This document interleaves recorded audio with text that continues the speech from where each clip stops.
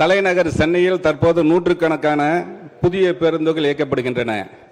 இப்பேருந்துகள் இயக்கும் உரிமை தனியாருக்கு வழங்கப்பட்டு இருப்பதாகவும் தினசரி கலெக்ஷன் தொகையை காட்டிலும் 2 மடங்கு அவற்றிற்கு வாடகை நிர்ணயிக்கப்பட்டுள்ளதாகவும் செய்திகள் வெளிவருகின்றன.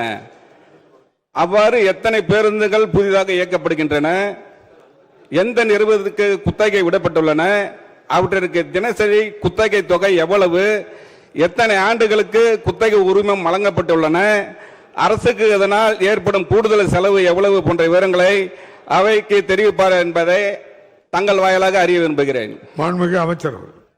மாண்புமிகு பேரவைத் தலைவர் அவர்களே, மூலக்கேள்விக்கு தொடர்பில்லாத கேள்வியை கேட்கிறார். இது குறித்து முன்னாடியே தகவல் தெரிவித்திருந்தால் அதற்கான தகவல்களை திரட்டி சொல்லலாம். இருந்தாலும் உங்களுக்கு கேட்டிருக்கின்ற கேள்விக்கு சொல்ல வேண்டிய பதில், இந்த மின்சார பேருந்து தான் தனியாருடைய ஒப்பந்த பேருந்தாக இயக்கப்படுகிறது.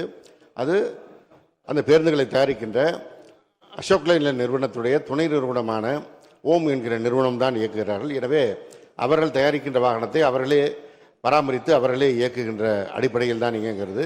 இதில் நமக்கு எந்த நஷ்டமும் இல்லை. காரணம், நாம் ஒப்பந்த அடிப்படையில் தான் இயக்குகிறோம். அவங்க என்ன டெண்டர் போட்டிருக்காங்களோ அந்த டெண்டர் அடிப்படையில். ஆனால் மின்சார பேருந்துகளை பொறுத்தவரை நல்ல முறையில் லாபகரமாக இயங்கி வருவதால் எந்த நஷ்டமும் இல்லை என்பதை மாண்புமிகு உறுப்பினர் அவர்களுக்கு தெரிவித்துக் கொள்கிறேன். 60 வருட நம்பிக்கை. Anand banians and briefs.